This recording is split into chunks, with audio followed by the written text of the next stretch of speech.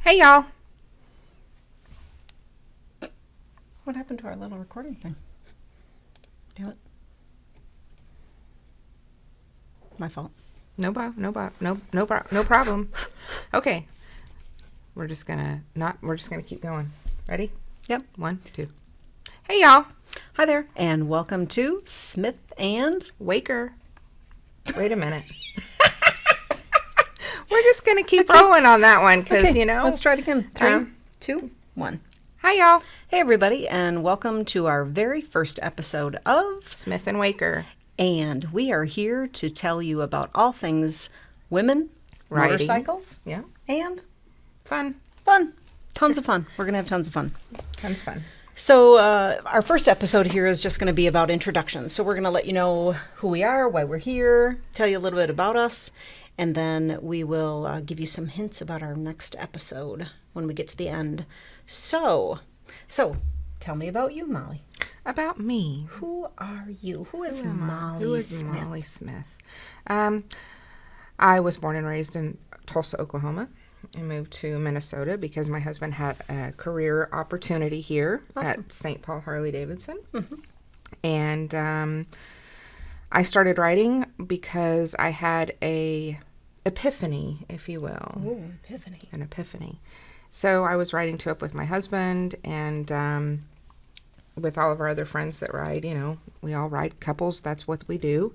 And I was thinking to myself, what if one of these gentlemen who so stoically rides their bike can't for some reason ride? Right. None of us women knew how to ride. Someone had to take the lead. I also at the time had a list of 40 things I wanted to do before I turned 40. On the top of that list was lose 100 pounds. The second thing on that list was learn to love myself the way I am. Womp womp. So I tore the list up and I rewrote it, and it became just learn to ride a motorcycle before I turned 40, which I did. That's awesome. So also my uncle rode. My dad tried to ride. My grandpa rode. I had several family members that rode. And it was always something that impressed me and fascinated me, and just the freedom and the wind and just being yourself and doing whatever you wanted to do, when you wanted to do it, how you wanted to do it, That's go awesome. wherever you wanted to go. That's awesome. So that's my little story. I'm sure we'll build on that as time goes. Of course. There's tons of tidbits that we'll tell about each other as we go along, I'm sure. Oh, yeah. Ourselves. Sure. Yeah. What about you? Why'd you learn to ride? Why did I learn to ride? Back in 2013, I made some new changes in my life, and one of those was I wanted to learn how to ride. I thought if the guys can do it, I can do it. What the heck? Mm-hmm. So I went out and bought a motorcycle, and I had no idea what I was looking at. I knew that it was shiny and red and sparkly, and it said Harley-Davidson on the side, and it sounded really cool when I started it. So I bought it, and I didn't know how to ride. Had the owner ride it to my home, and it sat in my garage until the following April till I learned to ride. Nice. Yep, it was awesome. And I still love a red sparkly bike. Yeah. So you said you got your first bike. What was it? It was a 2007 Sportster 1200. Nice. And how many have you had since then? That was my first, and I've had two since then. I'm on my third. Mm-hmm. And it is? It is a 2018 Street Glide Special, which is also sparkly red. Sparkly red. It's very pretty. What's it called? Slippers, I think is what we decided to call it, because it's your slippers. I thought of one on the way here, too.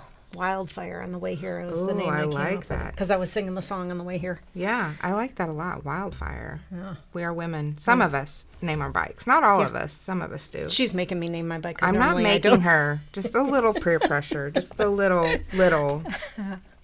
So you and I partnered on this and said, let's do this. And then we partnered up with St. Paul Harley-Davidson, and they gave us the opportunity to do this. Why did you want to do it?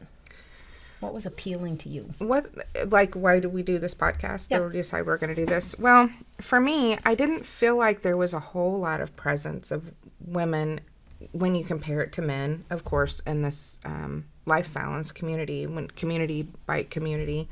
And I wanted to be a voice that helps encourage and empowers women to ride. Like you said, if men can do it, I can do it. That's one of the reasons why you decided to ride. And I think all too often women look at other women who ride or other women who are portrayed in the motorcycle community, and they think, oh, I could never be that, or I could never do that.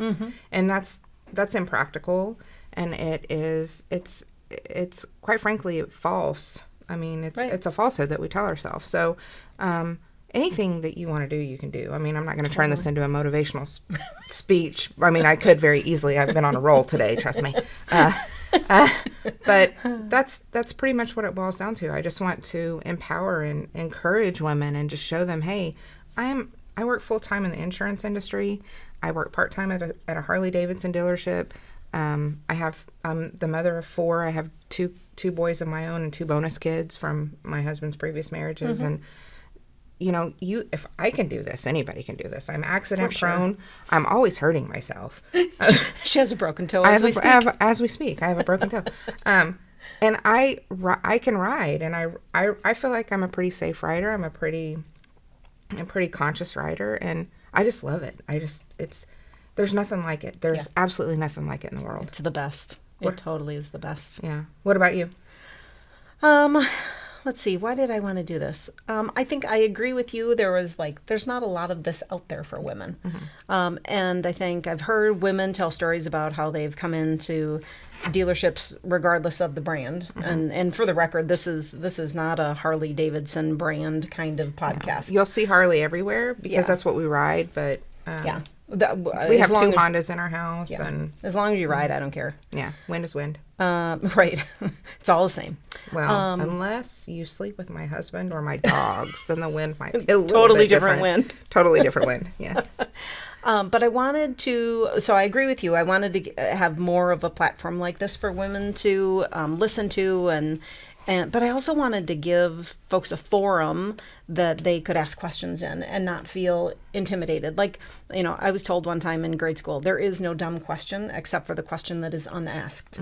Because chances are, if you have it, somebody else has it as well. So if we can give you an opportunity to ask those questions here and get answers for you, we're not going to know all the answers, but we have enough connections that will get the answers. Then we give you that forum. And I think that's good for us to have as women. Right. Let's see. Do you find whenever you're in a situation with other people that you ask questions, even though you know the answer to it, because there's somebody who doesn't? Oh, of course. I do that all the time. All the time. And people look at me like I'm crazy, but then someone will always come up and say, I'm so glad you asked that. Thank you. Oh, yeah. Yeah. I do that. I do the same thing you do, and I do it so that people feel, just so that they can ask questions. Right. Like, go ahead. It's okay to ask questions, and you can ask really dumb ones. And I'll purposely ask dumb ones, or what somebody would perceive to be dumb, just so I can say, hey, I've got a dumb question, and then somebody goes, oh, good, she asked a dumb question. Break the dumb ice. Yeah. Yeah, for sure. That's funny. All right. So, what was your first bike? Well, you asked me technically, about mine. I did. Technically, when I was 3, my grandparents got me a little police officer scooter bike that I pushed with my feet, and it made this little noise. It was so cute. I still have it, as you will see on the screen. But now I'm riding, and I had a scooter. Hold on, let me rewind. I had a scooter, and then when I was like probably 10, and then I had another scooter right before in my 30s, and now I ride a 2017 Heritage. Her name is Pocahontas. She's teal and white. She's beautiful. She's gorgeous. Beautiful. So I've heard the story. Tell the viewers about the story about how you got your bike. Okay, so as I stated before, the reason I learned to ride was one of the things was because I rewrote my 40 by 40 list. I know it's hokey, but I'm a list person. So the lady that introduced my husband and I had met him because she bought several bikes from him at Route 66, Harley-Davidson in Tulsa. I had known her since I was about probably 10 or 11. She was a neighbor. She's like a second mom to me. I was recently divorced. I'd been divorced about 2 years. And she went in to buy a bike from Stefan. His name is Stefan. And I'm just making that up. His name isn't Stefan. No, it really is Stefan. It's just funny how I said that. His name is Stefan. All formal. And asked him what his relationship status was. And he was like, oh, well, my ex-girlfriend and I have been broke up for a few months. And she's like, I have this girl you have to meet. And so that's a whole other story, and I'm squirreling again. But Jerry came into the dealership one day whenever I was in there with Stefan, and she was like, if you could have any bike on the floor, which one would you want? And I had already picked out Pocahontas. Like every day that I came in to see Stefan at work, I would say hi to Pocahontas. And I could just see you down on the floor. Ask her how she's doing. How you doing today? You know, I touch her seat, let her know I was thinking about Did it. you lick the handlebars so nobody else took her? Not in public. Come on, control yourself, Monica. So she came back the next day and bought the bike as a way to kind of reserve it for me. I hadn't told her or anybody else that I was even thinking about learning how to ride, because this was in August and I didn't turn 40 until April. And so Stefan called me and said, hey, I just want you to know that your bike got bought. And I was like, what do you mean my bike got bought? And he was like, well, Jerry came and bought it. I was so mad. I was furious. How dare you ask me which bike I want on this floor? The only bike I want on you. Come back. And he said, calm down. She bought it for you. And I was like, oh, okay. I'm an asshole. You know, whatever. So, yeah, so that's how I got my bike. She bought it and reserved it for me and kept it in her garage for however many months between August and April is. And awesome. That's cool. And did you learn to ride through Harley-Davidson, or did you go someplace else and learn to ride? In Oklahoma, they offered it through a Votech type of place, and I took it there, and that's cool. It was an awesome experience. I met a couple of other women who I still communicate with on social medias, and I think I'm the only one out of them that still ride, unfortunately, because one of them had a baby and another one had some life situations happen.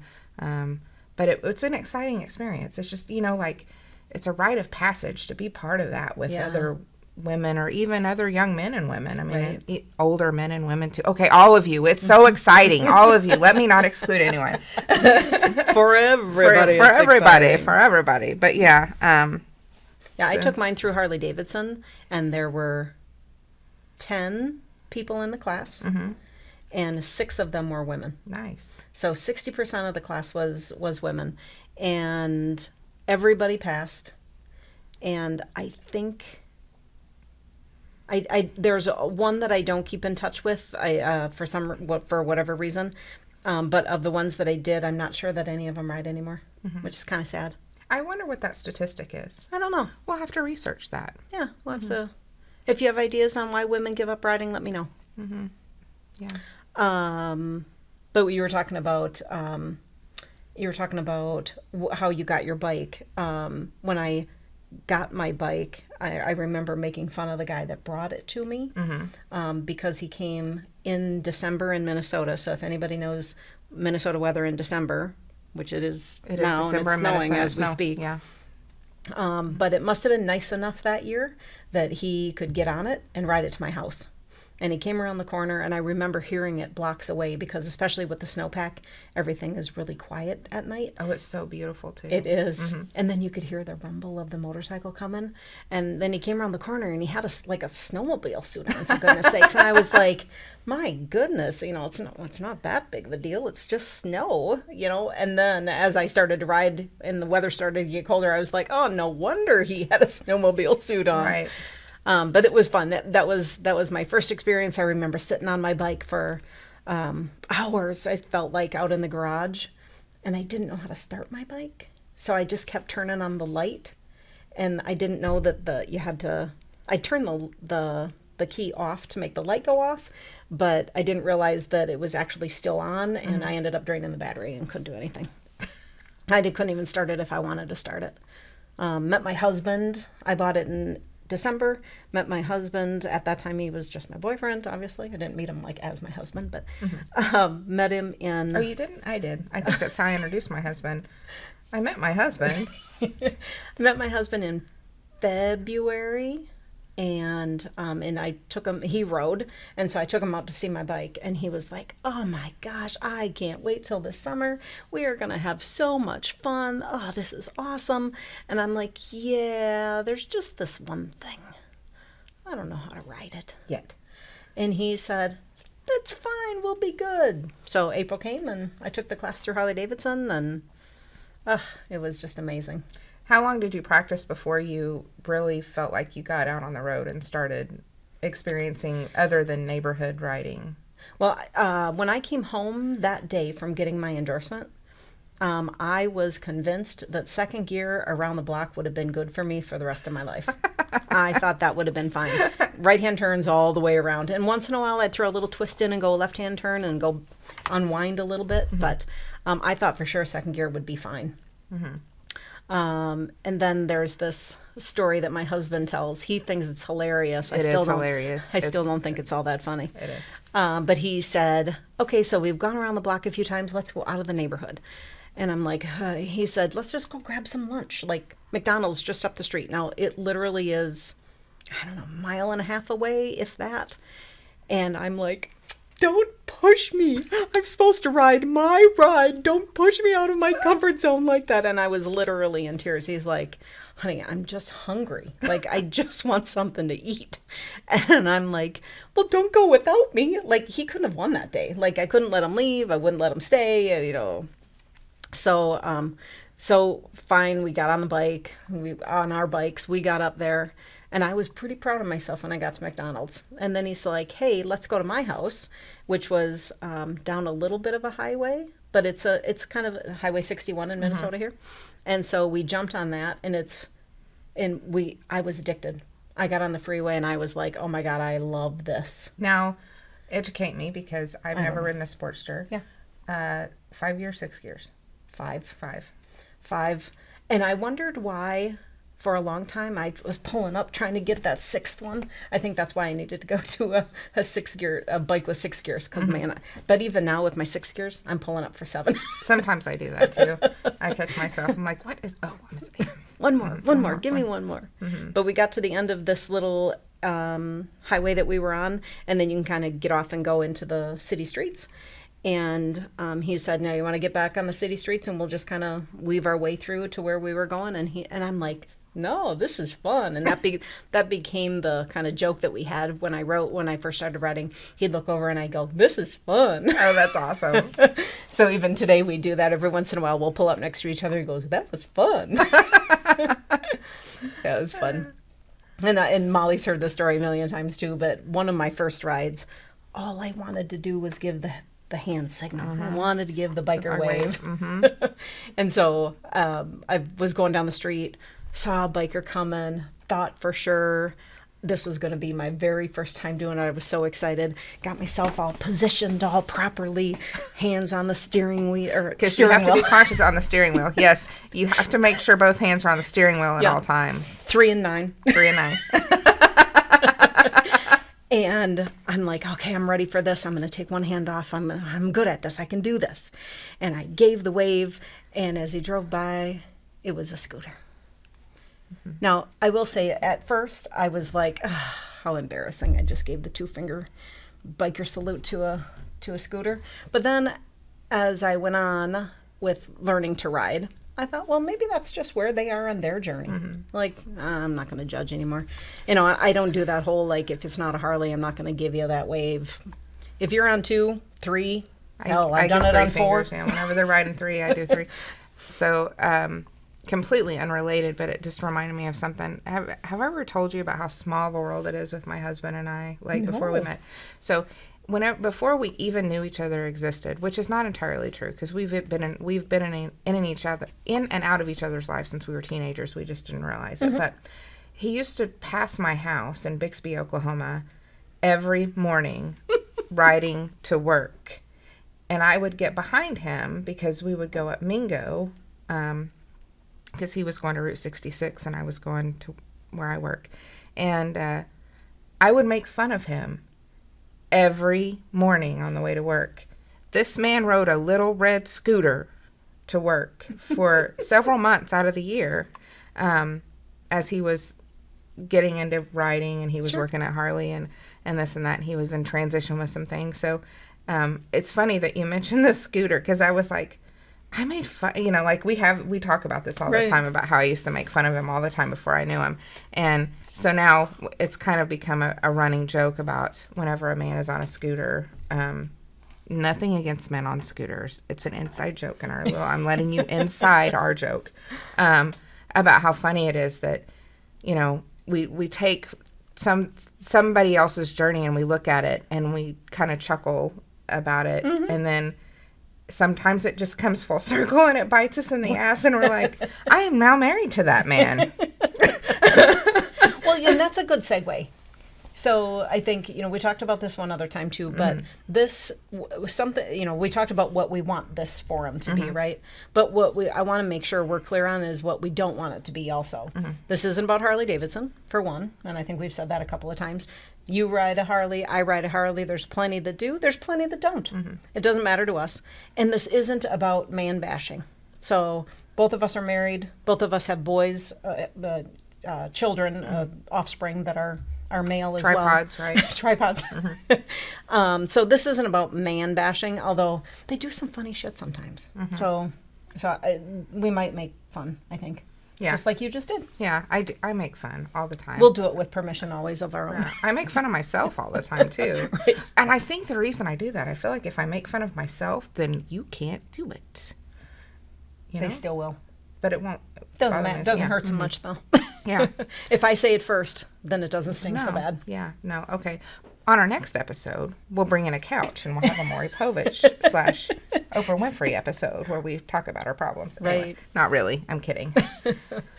So how long have you been riding? How old am I? Hold on. Do you know, like, how you, like, once you get past a certain age, you kind of forget how you are? Like, literally, I'm sitting here going, if I fill this space with talk, then I can think about how old I am. Yep. I'll tell you how I figure mine out while you do the math. I actually get a calculator out. I have to do this year minus the birth year tells me what year or how old I am. I think I'm 42. Yes, I'm 42. I'll be 43 in April. That's how we'll remember it, because you're 10 years younger than I am. Oh. Because I just turned 52. How have we been friends this long and we're just now figuring this out? Because it wasn't important. No, it wasn't. So I started riding when I was 2 weeks shy of 39. So Cool. 3 years. Awesome. This was just my third season or my fourth season. Geez, don't ask me to math, woman. Yeah. Three or four seasons. Yeah. We'll just do it that way. Like I'm on like The pressure. I don't know my right from my left. You ask me those things, I can't tell. A friend of ours was in the car and she helped us make it very clear. If we're in the car riding and we need to go right or left, it's either, if you're the driver, it's either turn your way or turn my way. Because this, when you take your hands off the steering wheel is, and I did say steering wheel, and I meant steering wheel that time. You can't figure out your left unless you do it. That's a trick, by the way, if you didn't know, that if you hold the L up, it's your left. Yes, that too. I'm 42 years old, and I don't know where I'm right from my left. It's a pressure thing. I just get overwhelmed with, like, pressure. Like, don't put me on the spot. You're just driving. Okay. So you've been riding for a couple of years. Do you have a favorite ride? That's not a fair question. I know. We've talked about this because it changes every season. It does. It can change throughout the season. So last season, how about we just say? How about this? Maybe not a favorite ride. How about a memorable ride? Hello. A memorable ride. Well, One of your many memorable rides. Tell us about one of your memorable rides. So, I did a solo ride by myself to Oklahoma and back. That was very, very memorable, very empowering. I can't wait to do more of those. That would be fun. But this past season, my most memorable ride was probably our all-girls ride to Milwaukee and back. That was fun. To the museum. And then there were, 8, 10 of us? Mm-hmm. Yeah. Yeah. Very cool. And why was it special to you? It was the first ride I'd led, the first group ride I'd led. So we left St. Paul Harley-Davidson at 6:37 in the morning. And we just took off down this highway right here that it has a 94 at the end of it. Because I'm still learning roads up here. And it was awesome. It was just, all of us women together riding.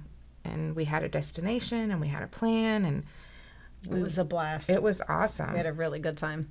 That was fun. Even the mistakes that I made. But there weren't anything major. It was just silly stuff. Yeah. Like we stopped for gas. I didn't get gas. So guess who had to stop 100 miles down the road to get gas? Because let's stop for gas here. But I'm not going to get any.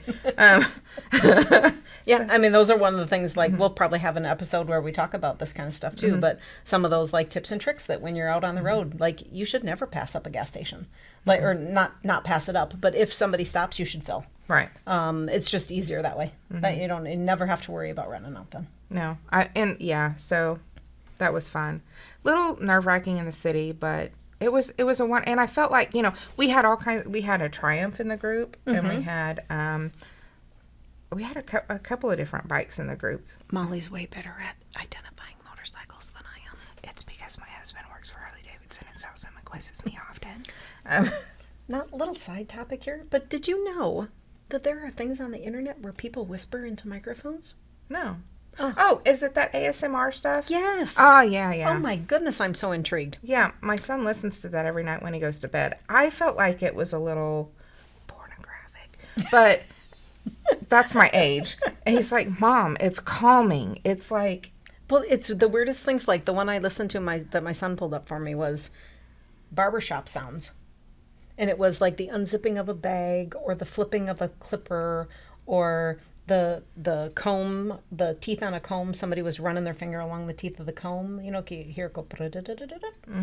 It was interesting. It's kind of like when people stick their finger in the foam things and they're like, it's satisfying, or when they walk on snow and it's like, and it's squirrel. Okay. Totally side topic. But we'll do one of those. It'll be all motorcycle sounds.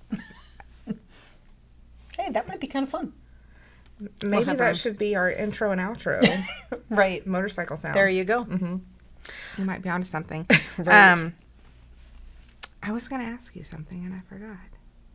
So, what about you? That's what I was going to ask you. What was your most memorable ride? Because you've done way more rides than I have. Because how long have you been riding? I've been riding since 2013, so this is my 7-8-ish season. Mm-hmm. Yeah, I've got you stuck at 5. Six like, to 8. I paused you on year 5 because you were like, you'd been riding like 4 or 5 years whenever we first started becoming friends. So until I catch up with you, you've only been riding 4 or 5 seasons. How long were you riding when we first met?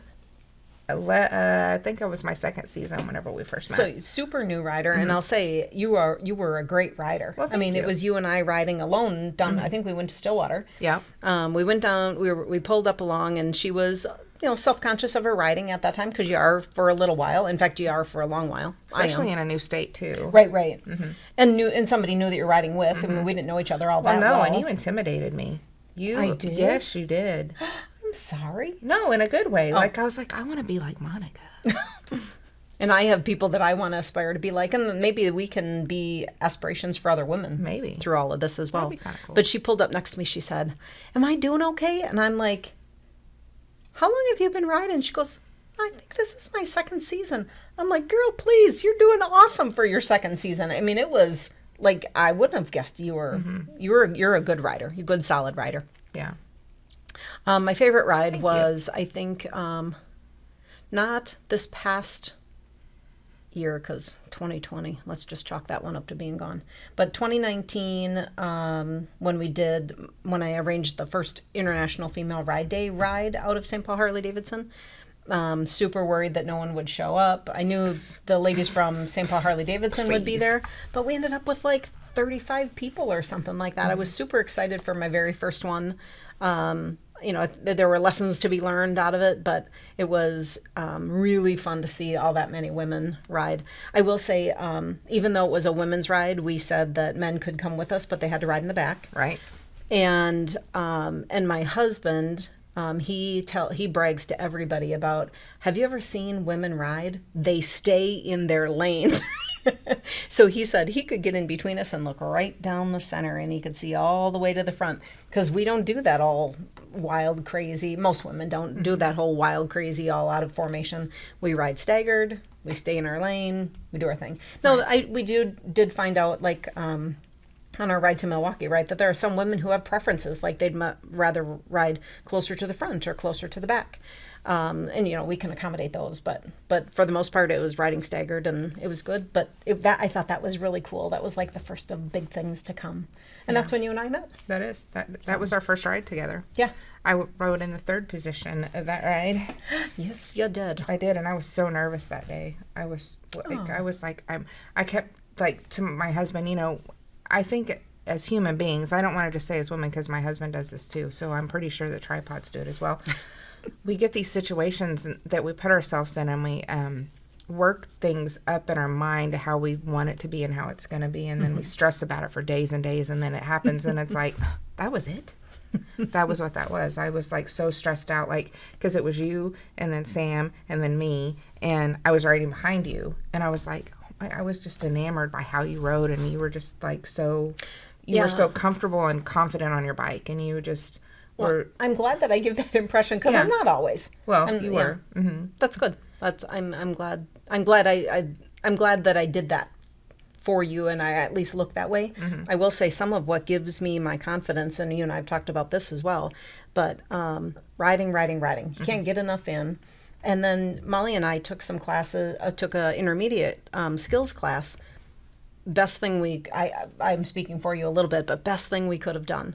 I think was awesome this season. Yeah, I want to do it every year. Yeah, I would agree. And when we master intermediate skills, I want to move on to advanced skills. Right.